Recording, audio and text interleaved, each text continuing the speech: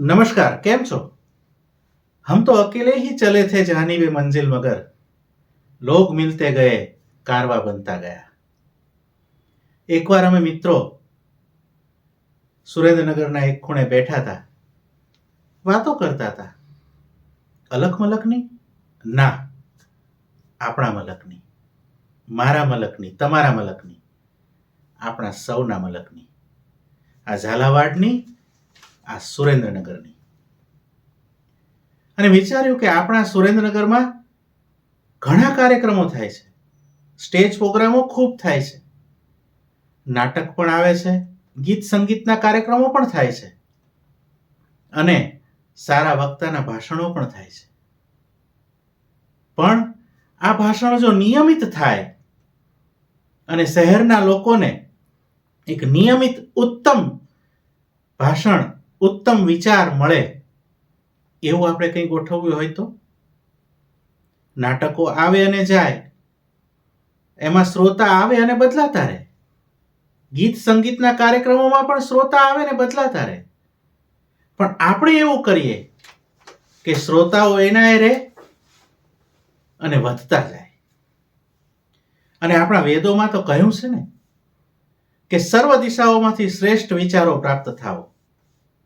તો આપણા સુરેન્દ્રનગરમાં સર્વ દિશાઓમાંથી શ્રેષ્ઠ વિચારના વાહક એવા વક્તાઓ આપણને મળે અને રાષ્ટ્ર વિચારને ઉજાગર કરતા, રાષ્ટ્ર ભાવનાને ઉજાગર કરતા, જેમાં રાષ્ટ્રનું હિત છે એવી વાત, એવી વાણીનો આપણા શહેરને લાભ મળે. એવું કંઈ કર્યું હોય તો?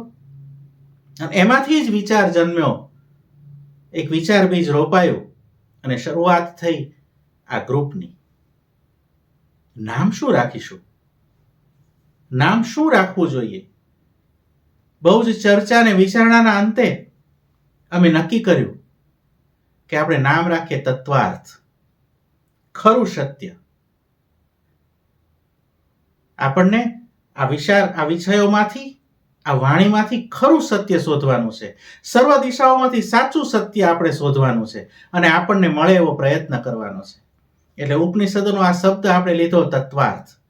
અને એ નામે 1 માર્ચ 2023 સુરેન્દ્રનગરમાં ડાયટમાં આપણે પહેલો કાર્યક્રમ કર્યો. વક્તા હતા રાજેન્દ્રસિંહ રાણા. અને પછી તો શરૂ થઈ સફર અને આપ સૌના સહકારથી એ ખૂબ જ આગળ વધી અને અત્યારે પણ આગળ વધી રહી છે. અને આજે અમે આવી ગયા છીએ આ 10મા પડાવ ઉપર.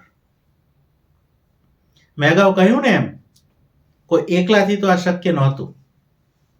લોકો મળતા ગયા અને આ વિષય એમ જ સરસ રીતે ચાલવા લાગ્યો. અમારા ગ્રુપમાં કોઈ ડોક્ટર છે, કોઈ એન્જિનિયર છે, કોઈ વકીલ છે, કોઈ ઉદ્યોજક છે, કોઈ વેપારી છે, કોઈ નિવૃત્ત સરકારી કર્મચારી છે, કોઈ બેન્કર છે, શિક્ષણવિદ છે, પ્રાધ્યાપક છે, યુટ્યુબર છે, સમાજ સેવક છે અને હા, આ બધામાં સાથે બહેનો પણ છે. આ બધા જ અમે સાથે મળીને આ ઉત્તમ વિચાર આપ સૌ સુધી પહોંચે એ માટે પ્રયત્નો કરતા રહ્યા છીએ.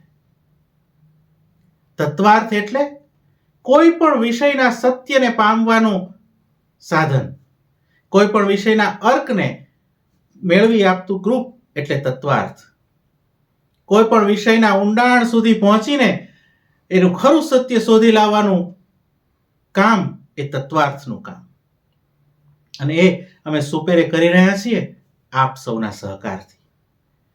રાજેન્દ્રસિંહ રાણાએ સામાજિક સમરસતાની વાત કરી, સમાજ દ્વારા સમાજ પરિવર્તનની વાત કરી, તો કેપ્ટન જયદેવ જોશીએ ફક્ત સરહદ પર નહીં, આપણા ઘરમાં પણ આપણે રાષ્ટ્રભક્તિ કેળવી શકીએ એની વાત કરી. તો સ્વામી નિખિલેશ્વરાનંદજીએ વિવેકાનંદજીના વિચારો અત્યારે કઈ રીતે સાંપ્રત છે એના વિશે વાત કરી. તો હૃદયરોગ વિશે ડોક્ટર સાહેબે પણ વાત કરી. તો શ્રી રામ, મર્યાદા પુરુષોત્તમ શ્રી રામ વિશે આપણે લલિત કિશોર શરણદાસજીને પણ સાંભળ્યા. તો મેળો, માનવ જીવનમાં સમરસતાનો મોતી, આ વિશે ગોપાલ બારોટે પણ વાત કરી. તો અહલ્યાબાઈ હોલકરના કર્તૃત્વ વિશે એક નારીને રાહ ચિંતું વક્તવ્ય આપ્યું ડોક્ટર શ્રુતિબેન આણેરાવે. આજના સમયમાં કુટુંબ વ્યવસ્થા ધીરે ધીરે દૂર થતી રહી છે, ધીરે ધીરે ભાંગતી રહી છે, ત્યારે ભારતીય કુટુંબ વ્યવસ્થા અને સંબંધોના સમીકરણ આપણને સમજાવ્યા પ્રાધ્યાપક ડોક્ટર કુમનભાઈ ખૂંટે. આમ અલગ અલગ વિષય વૈવિધ્ય લઈને આજે અમે 10મા મણકામાં પહોંચી રહ્યા છીએ. આપ સૌના સહકાર વગર આ શક્ય નહોતું જ. આપના થકી જ અમે ઉજળા છીએ. અને આ 1 માર્ચ 2023 થી શરૂ થયેલી યાત્રા આજે આપ 1.5 વર્ષ જેવો સમયગાળો પૂર્ણ કરીને અહીંયા પહોંચી છે. હજુ પણ આગળ વધતા રહીશું આપ સૌના સાથ સહકારથી, એવી અમને પૂરો ભરોસો છે. આભાર. માણશો ને માણતા રહેજો.